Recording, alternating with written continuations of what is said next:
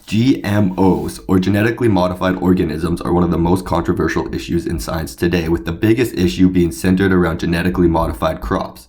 Many people on one side argue that genetically modified crops are unnatural and unsafe, while on the other side, people make the grandiose claim that not only are they safe, but they could be used to cure world hunger. This leaves the average person stuck in the middle, not knowing what to believe. The main problem with GMOs is that people do not understand what GMOs are and base their opinion on misinformation.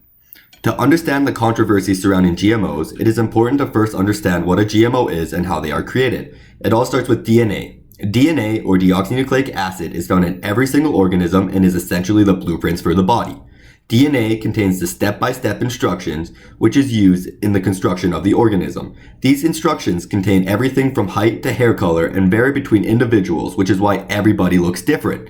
Genetic modification occurs when human beings manipulate the instructions so that when the body is being built, it is built in a way that we find desirable. It's important to consider that there are many different processes in which we can genetically modify an organism, and one of the biggest misconceptions regarding GMOs is that they are a new thing. Ever since farming was first implemented, farmers have been trying to find ways to increase yields. One of the ways the farmers did this was through artificial selection. Artificial selection is radically different than the way genetic modification is done today.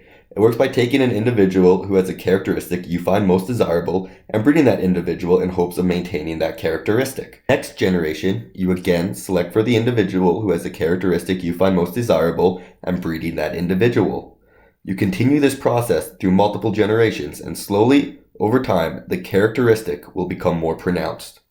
For an example of artificial selection, look at corn. Corn used to be 2 inches and contained up to 10 kernels. Today, corn now grows over 7.5 inches and has over 1,000 kernels. It's important to note that growing these bigger, fleshier fruit does not necessarily benefit the plant. So humans have been modifying plants in a way that's beneficial for humans for thousands of years. As we learned more about genetics and as technology advanced, we could create more efficient methods to modify these crops. As of the 90s, the new and modern method for genetic modification was implemented to create plants that were now referred to as genetically modified organisms. These new methods differed in that instead of waiting multiple generations to get the desired results, it could now be done with a single generation, rapidly decreasing the amount of time needed for the alterations. To modify the organism, people now had to 1. Identify the trait of interest, 2. Isolate the gene that creates the trait of interest, and 3. Insert the desired trait into the genetic code of the new organism. Copying the instructions that make the trait in the original organism and pasting it into the instructions that make the new organism.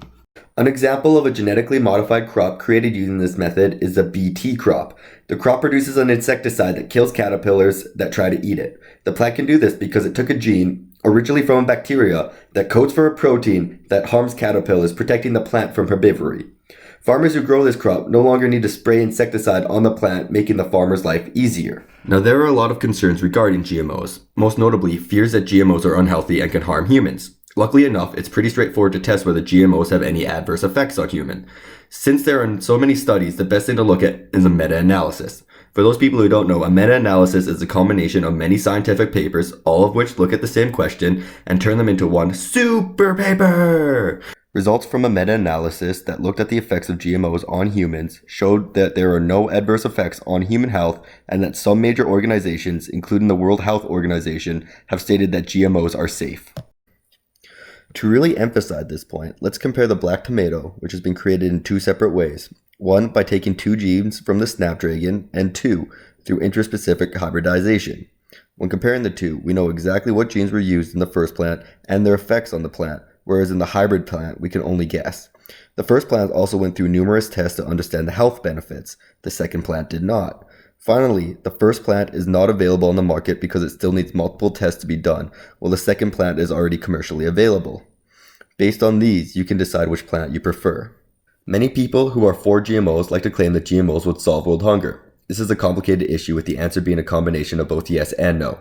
It has the potential to save many lives and provide many people with food due to the increased agricultural yields. However, the leading cause of hunger is poverty, inequality, and lack of access to food. Too many people cannot afford the food that is available and lack the land to grow it themselves. Genetic engineering is a way to increase agricultural production, but cannot solve the underlying problems of world hunger. The point of this video is to try to clear up some misconceptions about GMOs.